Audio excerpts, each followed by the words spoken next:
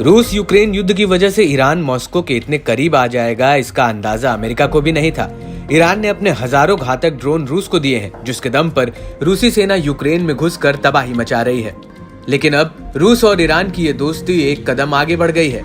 जी हाँ, रूस के राष्ट्रपति व्लादिमीर पुतिन ने ईरान के राष्ट्रपति इब्राहिम रईसी का मॉस्को में गाजे बाजे के साथ बेहद ही तगड़ा स्वागत किया है, जिससे अमेरिका से लेकर तमाम पश्चिम देशों में बेचैनी बढ़ गई है।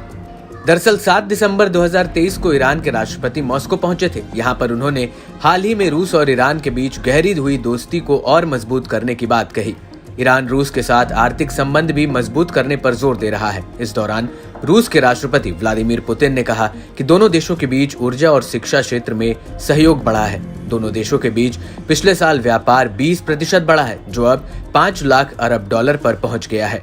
पुतिन ने आगे कहा कि हम अपने द्विपक्षीय दायरे में पूरा सक्रिय सहयोग कर रहे हैं। आपको बता दें कि हाल ही में ऐसी खबर आई थी कि ईरान रूस से सुखोई 35 लड़ाकू जेट्स, मिल Mi-28 युद्धक हेलीकॉप्टर और याक 130 जेट ट्रेनर खरीदेगा।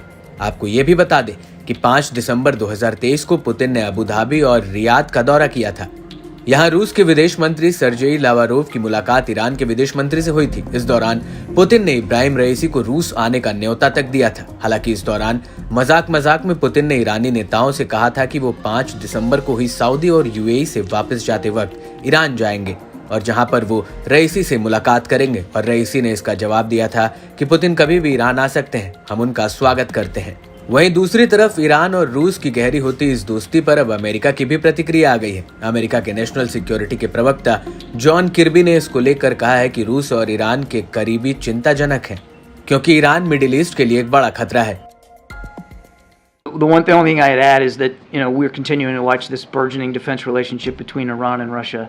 That's worrisome because Iran continues to provide drones to Mr. Putin, who uses those drones to attack energy infrastructure and kill innocent Ukrainians. And what the Iranians are expecting in return is a measure of defense industrial support as well.